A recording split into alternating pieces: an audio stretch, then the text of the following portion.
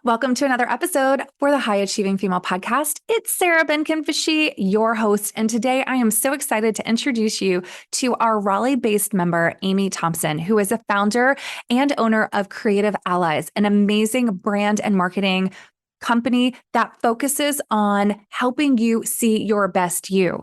Listen, today she's going to be talking about how to have courage to ask for help and why it's necessary. This one is a good one, so dig in and enjoy.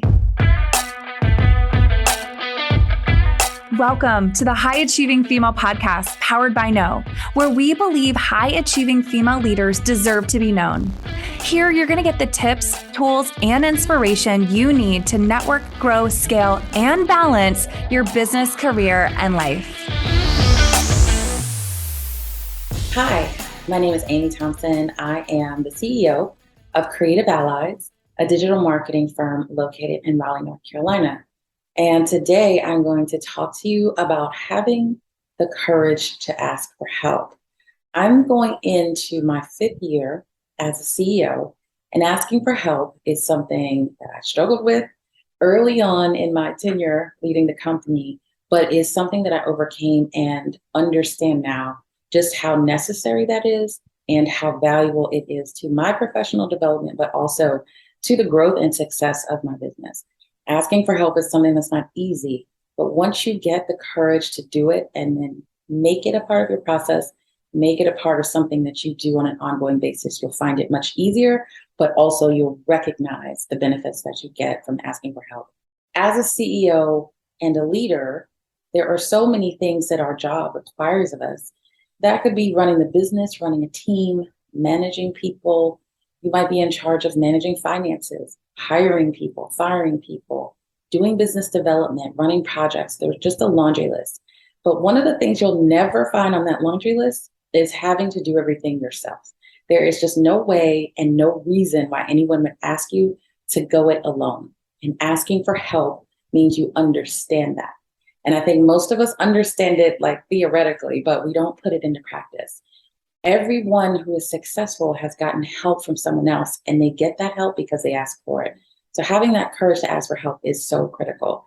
There are 3 types of people that I get help from on a regular basis, and I wanted to share that with you. You'll find what works for you, but having those core people around you in your network that you know you can go to when you need help with something or when you find yourself challenged in a situation is pretty critical. But the 3 for me are coaches, advisors, and peers. For coaches, that requires an investment of time and in most cases of money as well. But having a coach is really essential as a leader. One of my advisors always talks about coaching. He is also an executive coach, and he knows that I like sports. And so he always uses the analogy of elite athletes. And when you think about I love basketball, I love tennis. We think about the best basketball players, the best tennis players, the best gymnasts, whatever sport you can think of, these elite athletes always have coaches. And so if someone who's at the top of their game, they make millions of dollars playing that game, they understand why they would need a coach and how having a coach can make them even better. So if they do that, why in the world wouldn't, a leader or a CEO of a small business do that as well? They understand that no matter how good they are, there's always some objective view or different perspective someone can give them to help make them better, or maybe tweak something in their game that's causing them not to be the absolute best. And so it's the same thing when you think about leadership coaching or executive coaching. You can't always see everything that's happening around you, to you, or things that you're doing. And sometimes talking through a situation, having somebody who understands your business and understands your goals allows them to see things that you can't see.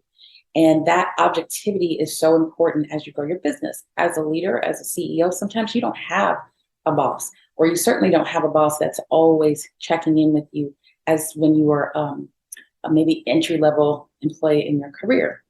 And so it's important to have somebody that can hold you accountable, that can remind you of all of the things you said you were going to do or the things you wanted to do, and make sure you do those. And again, a coach is just someone objective that might have certain expertise themselves, but they can help you get better. They can take you from good to great.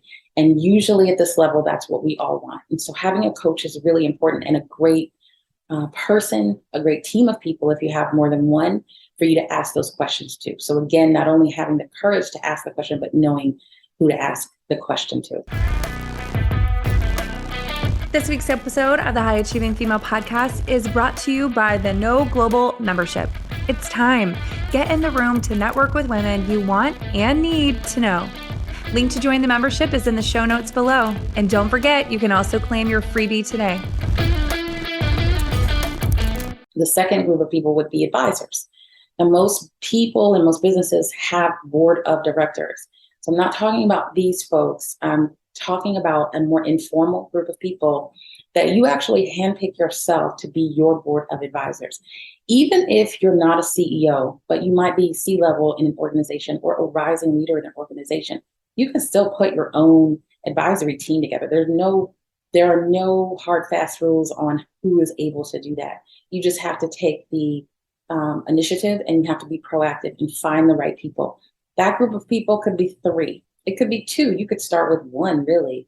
But the idea is to identify where you might need help, where you might have a blind spot, where you want to grow, and then finding people with those specific skills that can really take you to the next level. In some cases, you may have to pay them.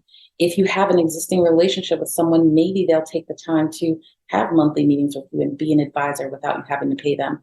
Sometimes they're investors in your company, but there are a lot of different reasons and ways that you can find advisors, but find people that can really help you. An advisor, same thing with a coach, they will not allow you to look at asking for help as a weakness. So many times people are afraid to ask for help because they might think, well, if I ask for help, somebody will think I'm not capable, or they'll think I don't have the skills that I said I had, or something like that. And that's just not the case. It's actually the opposite. When you ask for help, that actually is a strength, because it shows that you are self-aware and that you understand where you need help. And so you can make decisions faster. You can make changes faster if you're not kind of hemming and hawing about, oh, should I ask for help for this or that? So really, asking for help is not going to be viewed by very successful people as a weakness. They'll actually see that as a strength. So keep that in mind as well. Then the third group of people would be your peers. Now, a lot of times people might overlook the fact that you can get a lot of valuable information and learn a lot from your peers. Sometimes people think a person, a coach, an advisor has to be at the next level. They have to be more successful than you in order to give you that good advice. And that's just not the case. You might find someone in your network that also runs a business like yours, or is at the same level that you are. And you can start to have, and for me, I have weekly meetings with my peer group. And we make sure we share our challenges, our wins, but also our goals, so that we can hold each other accountable. We can be a valuable resource when the other has questions. And it's a very reciprocal relationship. So if I need help with something, I ask one of my peers. They need help with something, they ask me. So you create this really great reciprocal relationship where both parties can benefit. And when you do that, which usually is on a more regular basis than the other 2 groups, you start to become comfortable with asking questions and asking for help. And then that can make you, put you in a better position when you're ready to take on advisors, or when you hire an executive coach. Having that peer group, because they are your peers and you might feel more comfortable with them, is going to kind of put your guard down a little bit and get you in that habit of asking questions and not being afraid to ask questions. And so for me, the couple of things I want you to really think about and remember is that asking for help is not a weakness. There are very few people that will look at that as a weakness. If they do, they're probably not the people you need in your network anyway. But leaders and very successful people will understand that asking for help is really a strength. And when you can get that courage and kind of overcome the fear of asking for help, you'll find that not only will people help you, but you'll be able to move faster, get to your goals faster, make decisions faster. Then you'll become very comfortable asking for help, and it'll become a part of your process. And then you won't hesitate to do it, and you certainly will no longer need courage to do it. You'll make it a part of your process, make it a part of your professional development, and that's only going to help you be more successful and grow your business. Thank you for joining us for this episode of the High Achieving Female Podcast, powered by No, where we believe it's time for high achieving women like you to be seen, heard, and recognized. Until next time, remember, you deserve to be known.